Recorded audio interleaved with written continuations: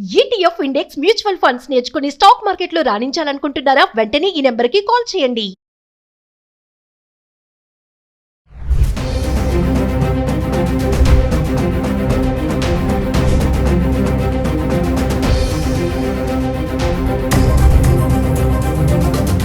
Hi hello నమస్తే, welcome back to Suman TV.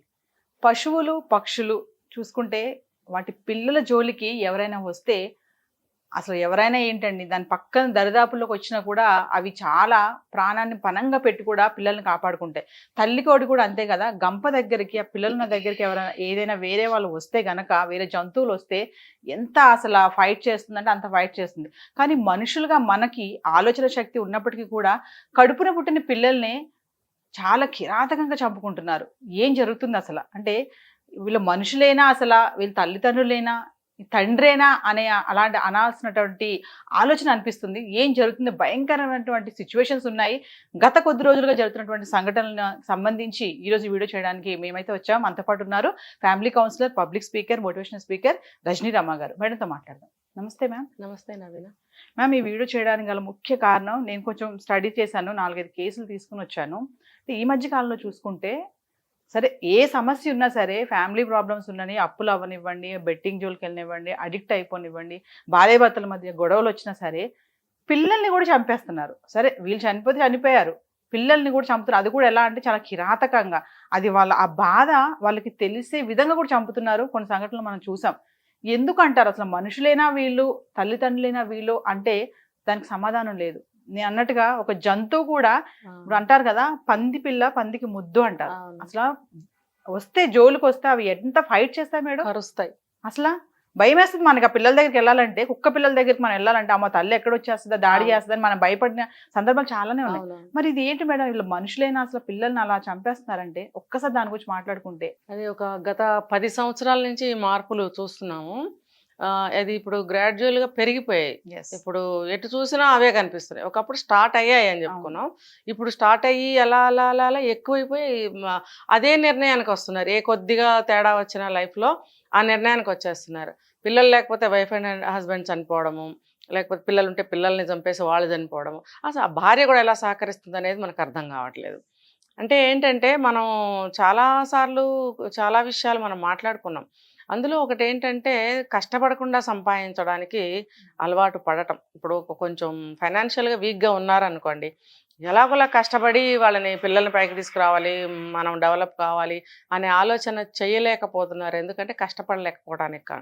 కష్టపడితే money వస్తుంది ఏదో ఒక విధంగా మన తాహతకి తగ్గట్టుగా మన లైఫ్ని లీడ్ చేసుకోవటానికి అలవాటు పడలేకపోతున్నారు. పడగలిగితే ఇలాంటివి కొన్ని అరికట్టచ్చు. ఎందుకంటే నేను ఎందుకు చెప్తాను ఈ పాయింట్, కష్టపడితే మనీ వస్తుంది, కష్టపడకుండా మనీ రావాలనే ఆలోచనలో ఎక్కువగా ఉన్నారు ఈ మధ్య.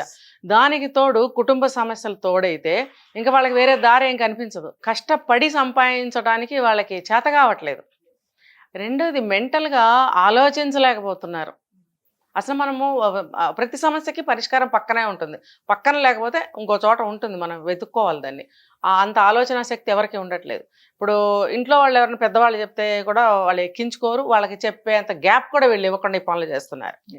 ఇంకా మాలాంటి కౌన్సిలర్స్ దగ్గరికి ఎప్పుడు వస్తారు, ఎలా వస్తారు? వస్తే కూడా వాళ్ళకి ఒక దారి దొరుకుతుంది, వాళ్ళకు ఒక ఆలోచన దొరుకుతుంది, పరిష్కారం దొరుకుతుంది. ఇంట్లో వాళ్ళని సంప్రదించినా ఎంతో కొంత వాళ్ళకి మనోధైర్యం పెరుగుతుంది, కొంచెం బలం వచ్చినట్టు అవుతుంది, ధైర్యం వస్తుంది వాళ్ళకి. అలా కూడా చెప్పట్లేదు, ఇంట్లో మెంబర్స్కి కూడా చెప్పకుండా ఈ పనులు చేస్తున్నారు. అలాంటప్పుడు ఫ్యామిలీ నష్టపోతున్నారు ఇప్పుడు. కాబట్టి వీళ్ళు ఏంటంటే, మెయిన్ నేను అనేది 2 పాయింట్లు. ఒకటి, కష్టపడి సంపాదించలేకపోవడము.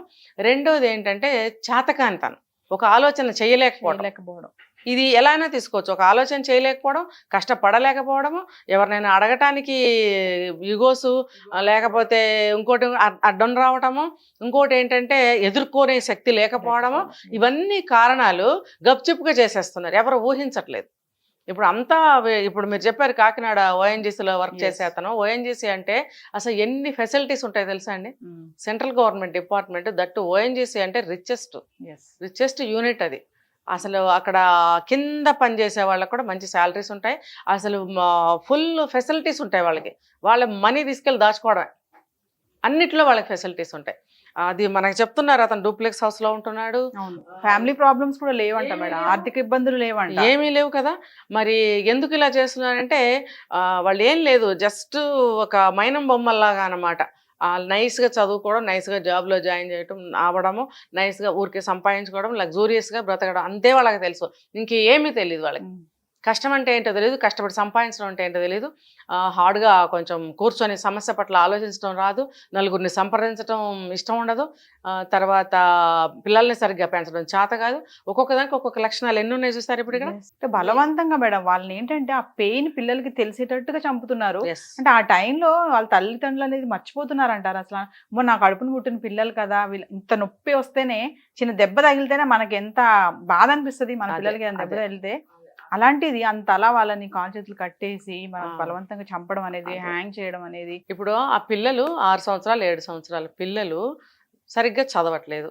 ఓకే, చదవట్లేదు, ఎన్ని మార్క్స్ వస్తున్నాయి అనేది మనకు తెలియదు, బాగా చదవట్లేదు. ఆ నోట్ రాశాడు కదా, పోటీ Suicide. ప్రపంచంలో ఉండలేరేమో నా కదా? పిల్లలు అని. సూసైడ్ నోట్లో ఏం రాశాడు, పోటీ ప్రపంచంలో మా పిల్లలు పరిగెట్టలేరు. ఎదుర్కోలేరు అంటే నీ మనసు అక్కడ కనపడుతుంది. నువ్వెలా చెప్తావు, నీ వర్డ్స్ ఇవి, పిల్లలకి అప్లై చేసి చెప్తావేంటి? వాళ్ళు ఎదుర్కోలేరు పోటీ ప్రపంచంలో అని వాళ్ళకి వాళ్ళు ఎదుర్కొన్న తర్వాత వాళ్ళు మనకి చెప్తే మనకు తెలియాల్సిన విషయం అది. నువ్వు చెప్తున్నావు అసలు అది ఎప్పుడో సంగతి అది. వాళ్ళ వయసు ఎంత ఇప్పుడు ఈ వయసులోనే వాళ్ళకి అదంటే ఏంటో తెలియని పరిస్థితిలో, సమయంలో, వయసులో నువ్వు చెప్తున్నావేంటి? నీ ఒపీనియన్ ఎలా చెప్తావు అసలు? నీకు అసలు ఆ రైట్ లేదు అసలు. ఇక్కడ నేను ఒకటే చెప్తాను, ఆ పిల్లలు పోని చదవట్లేదు, సరే ఎల్కేజీలో యూకేజీలో ఫస్ట్ క్లాస్లో కూడా 0 మార్కులు వచ్చే పిల్లలు ఉన్నారు అని అంటే వాళ్ళకి చదువు అంటే ఏంటో ఇంకా తెలీదు. ఆడుకుని పాడుకుని తల్లి ఒడిలో నుంచి అప్పుడే స్కూల్కి వెళ్ళిన కిడ్స్ వాళ్ళు. తర్వాత ఓకే చదవట్లేదు, ఈ యాంగిల్ కూడా నేను చెప్తా, చదవట్లేదు.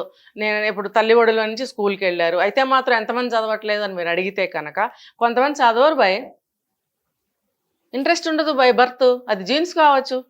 ఇప్పుడు తల్లి అంత ఇంటెలిజెంట్ కాకపోవచ్చు, అమ్మమ్మలు నాన్నమ్మలు తాతలు మేనమాలు ఎవరన్నా అంత ఇంటెలిజెన్స్ కాకపోవచ్చు, లేకపోతే ఇంకా చదువు పట్ల అంత అవగాహన లేని వయసు.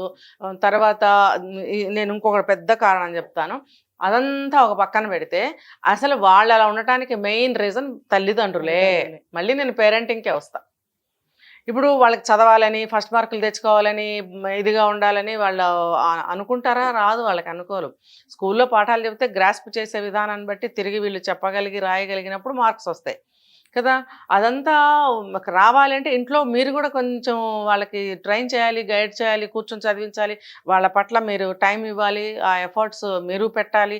అప్పుడు పిల్లలకి చదువుకోవాలి అనే ఆలోచన వస్తుంది. ఆ ఆలోచన రావాలి అనేది చేయాల్సింది మీరేం చేశారు?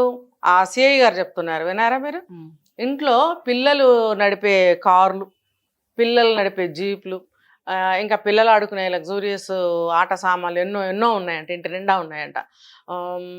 ఆల్రెడీ డూప్లెక్స్ హౌసు, మంచి జాబు, మంచి డబ్బు, మంచి కథ, మంచి పొజిషను, తర్వాత ఇంటి నిండా ఇవి ఉన్నప్పుడు వాళ్ళు ఆటోమేటిక్గా వాళ్ళు ఆడుకోవాలనుకుంటారా? చదువు అంటే ఏంటో తెలియని వయసులో చదువుకోవాలనుకుంటారా?